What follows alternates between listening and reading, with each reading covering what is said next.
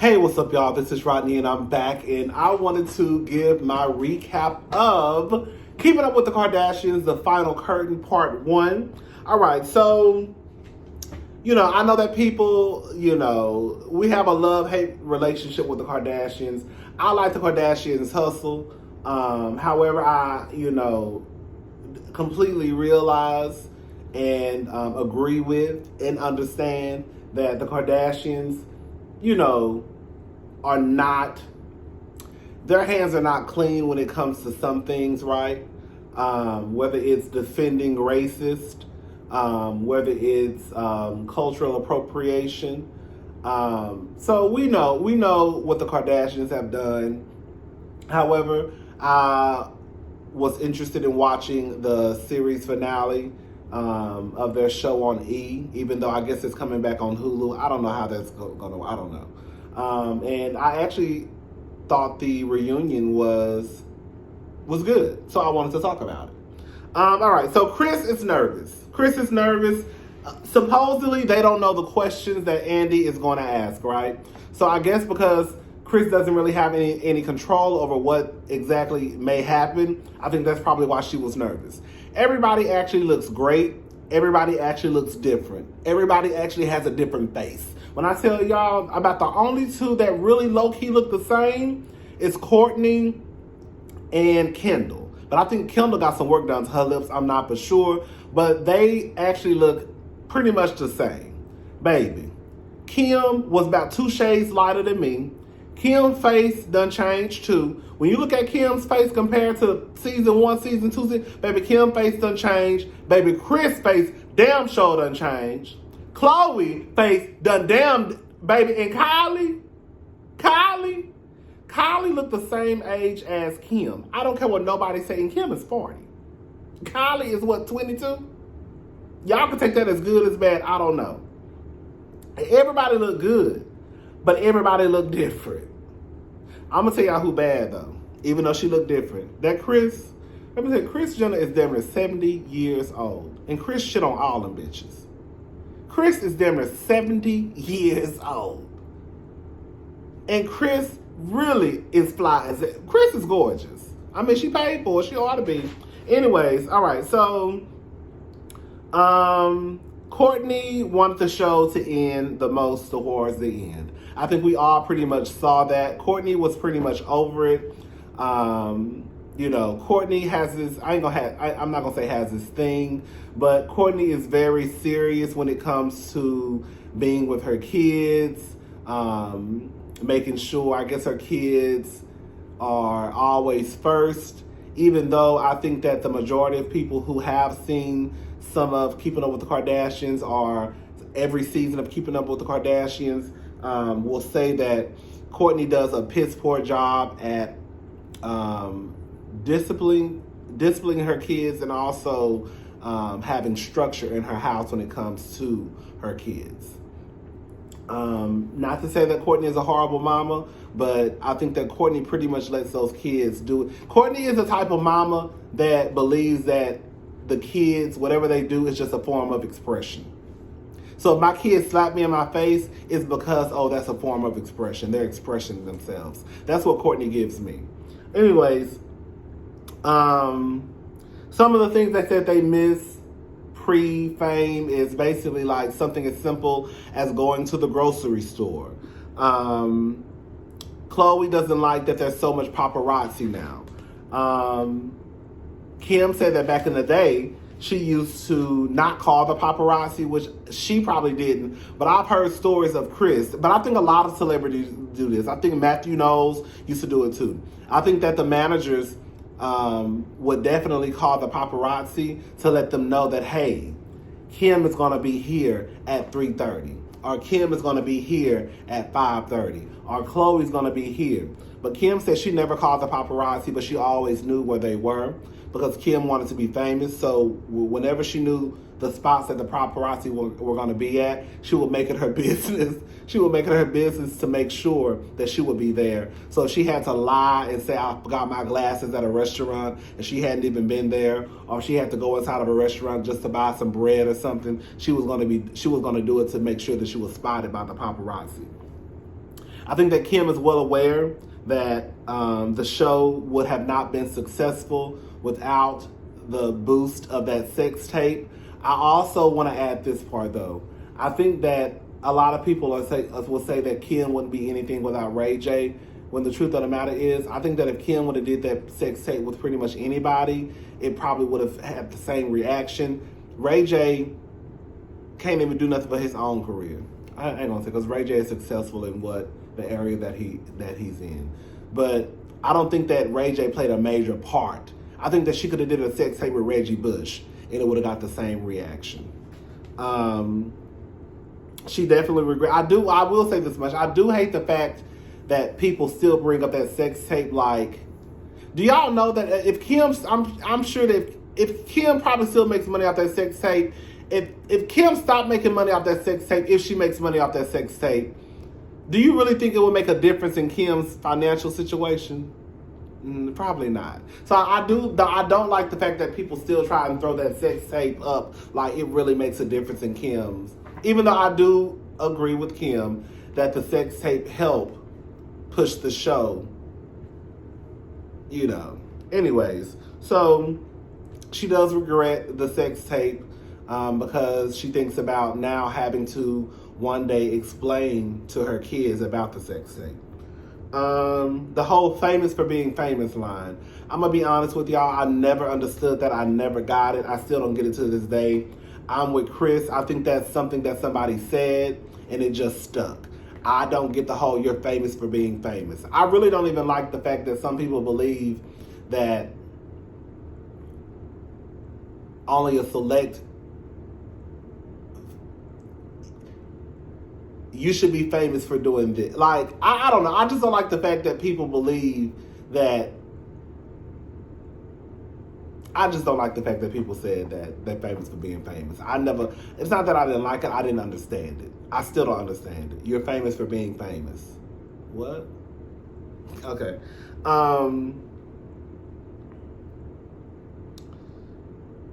They talked about production, with them being producers of the show. Sometimes they bump heads on what to leave in the show, what to take out of the show. However, if it's going to tell more, if it's going to make the storyline better, then they should leave. They should leave certain things in. Like, Chris didn't want to show the fight between Kourtney and Kim.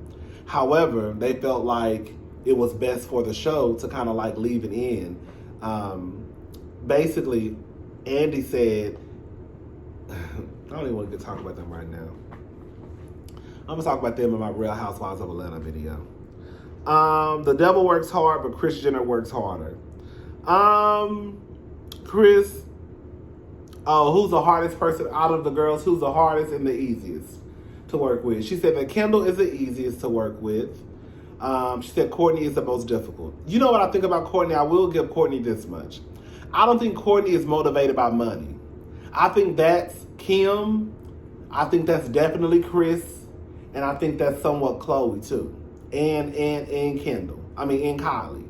I really think that for Kourtney, for Kourtney, like she said, I'm not going to do it just because, basically, just because it's a check involved. And if I do say I'm going to do it, Kourtney is the type of person, she says she wants to know every fucking detail. Ain't none of that, I got a deal for you, this is how much you're getting paid, this is what you got to do. No, Kourtney is like, okay, if I agree to the deal, I want to know every detail. And I could see how that could probably get under Chris's skin, because I think Chris is motivated by money. I think that I think that Kim is motivated by money, and somewhat Chloe and Kylie. So I think that when it comes to Kourtney is just like, no, I don't care if they're going to pay me $10 million. Like, I don't want to do it. But I think that from Kim's point of view, I think that Kim looks at it like, girl, this is a win for the entire brand, right? So let's say Pepsi offered you a $20 million contract deal. Like, even though we may not be a part of that cut, that makes the whole Kardashian brand light up. And I think that's sometimes where Kim about her business. I'm not gonna lie. I'm not gonna say that it's bad to be motivated by money. However, I will say that if that's your sole reasoning, then baby, you may want to look deep into yourself, because that means you're really willing to probably do anything and everything for $1. Now, being motivated by money is probably bad.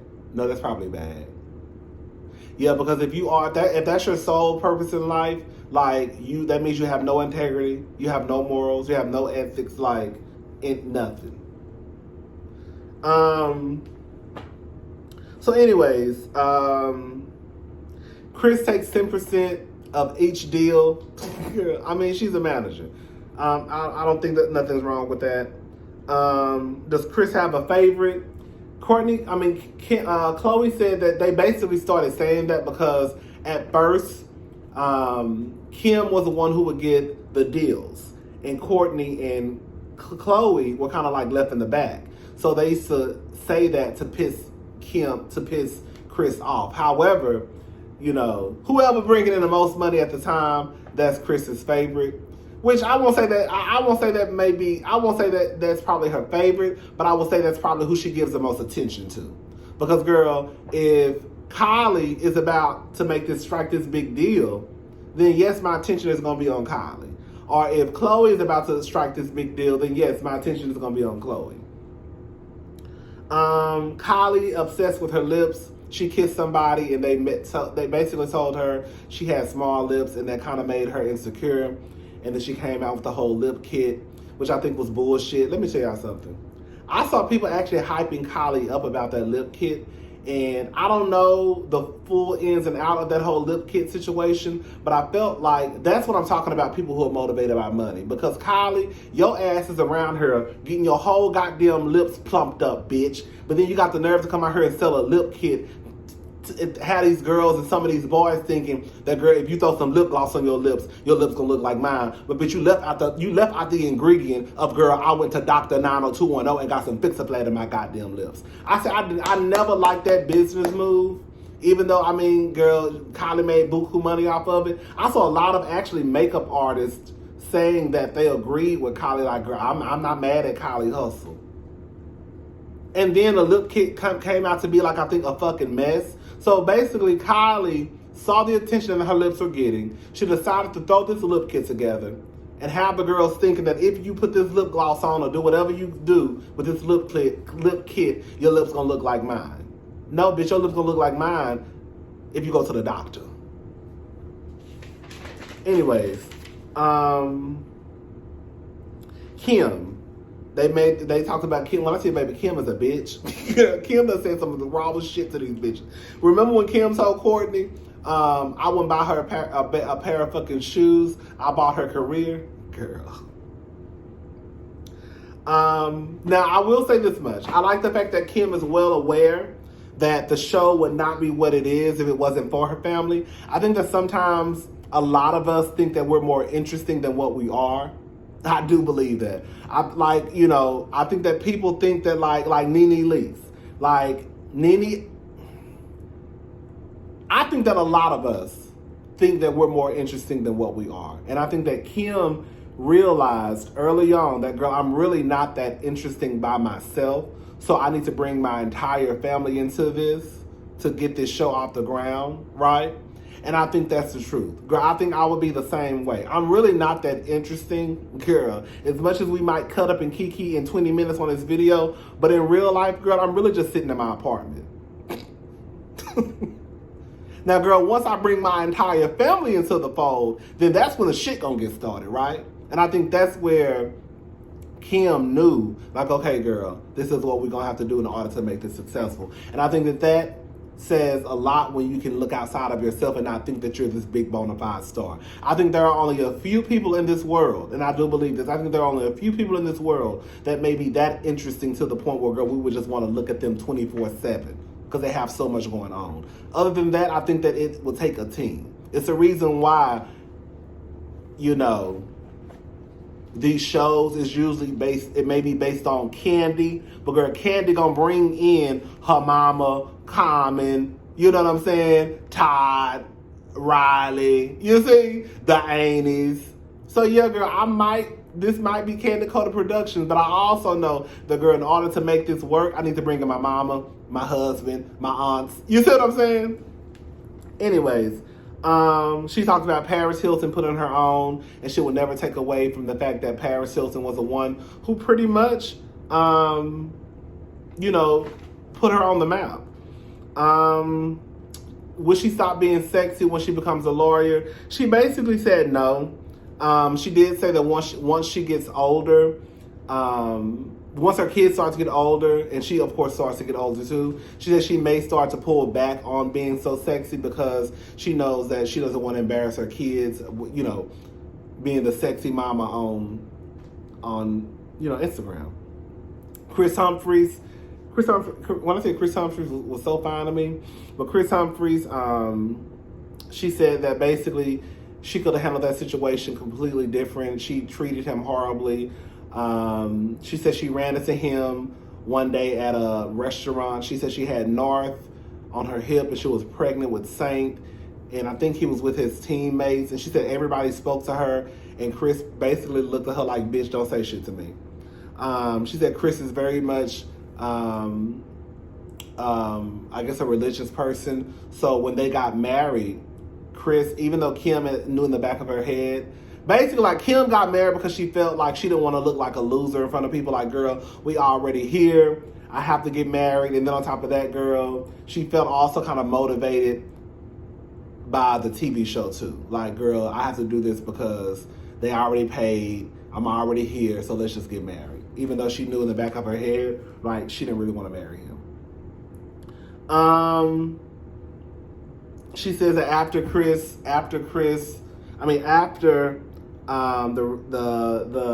divorce with Chris, she got in contact with Kanye, and 6 months later, Kim, you another hoe. You another one. Girl, because y'all thought I forgot. I didn't. Amber Rose tried to tell us that Kanye was cheating on her with Kim, and then nobody wanted to believe it. And I used to always say,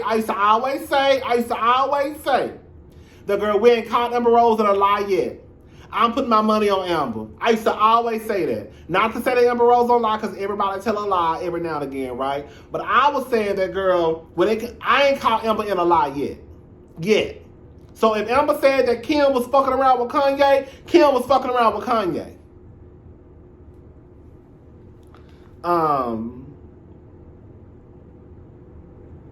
Kim basically only wears fake jewelry now, or if she does wear jewelry, it's rented. It's borrowed, or she wears fake jewelry. The fame is starting to get to Khloe. It's an up and down with Khloe, with the fame.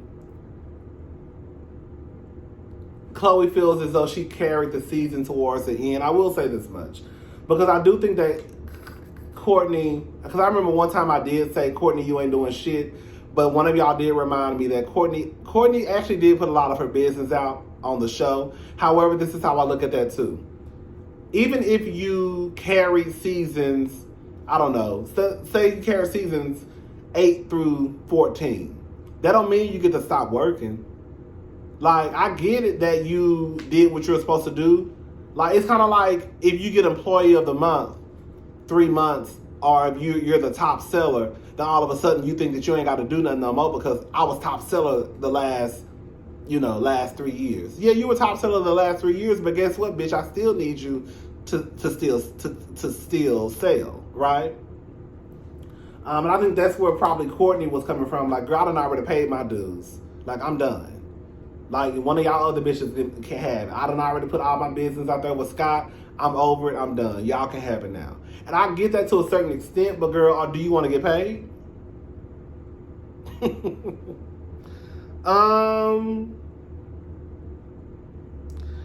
They said the only time they really had a problem was Kourtney, like, well, not only, but like Kourtney wouldn't want to share her relationships. And they would get pissed off because they felt as though, girl, it's already like, it's already out there. Like, it's not like we're talking about, like, Kourtney wouldn't even let them mention who she was talking to on the show.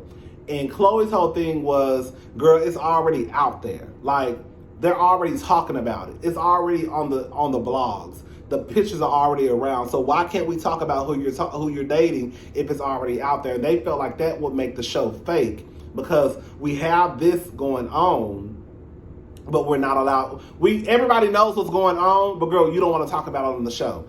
Low key, like Real Housewives of Atlanta trying to do with Portia. Everybody knows what the fuck is going on, but they don't want to talk about it on season 14. The fuck? That don't even make sense. Everybody knows exactly what's going on with Portia, Fallon, and Simon, but don't nobody want to talk about it on season 14. So y'all gonna come to season 14 acting like Portia is just blissfully in love with this man, and we just supposed to ignore everything else that we know. And that's where Chloe was coming from. Like, bitch, they already know that you talked to so-and-so because the pictures are already out there. So I don't know why we can't talk about it on the show, which makes sense to me. All right, y'all. That was part 1. I'll be back with part 2. Bye, y'all.